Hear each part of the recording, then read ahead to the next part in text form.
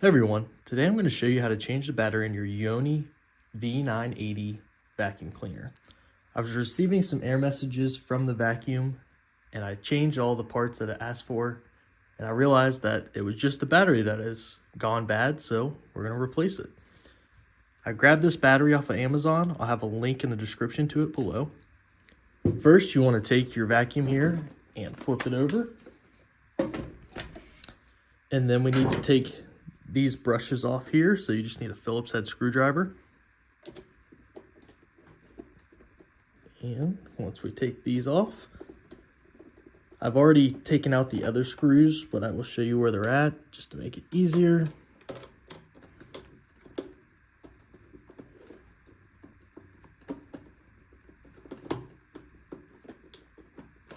All right, with the brushes off here, the other screws are in these holes, 1, 2, 3, 4, 5, and 6, and there are 2 back here that are smaller. So once you have those out, you can release this guard on the brush here and pull that off. Next, the casing should come out, and you can pull up on that.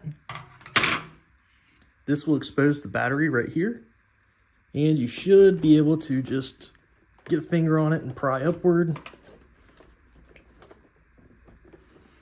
If that doesn't want to come out, you can try to use a screwdriver or something to get underneath of it just to get some leverage. Just be careful because you don't want to hit the batteries. Okay, so once you have it up and out, there's a little clip right here you have to push down on, and you can pull out.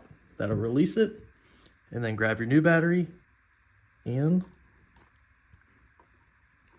face it correctly, and once it pops in, you're good to go. You can then place the battery back in the slot. All right, and then we can reassemble this. So we'll put the back plate cover on, and then this guard in. Then you'd put the screws back on, and then you could screw on those and you're good to go. If you thought this video was useful, please leave a thumbs up. Thank you.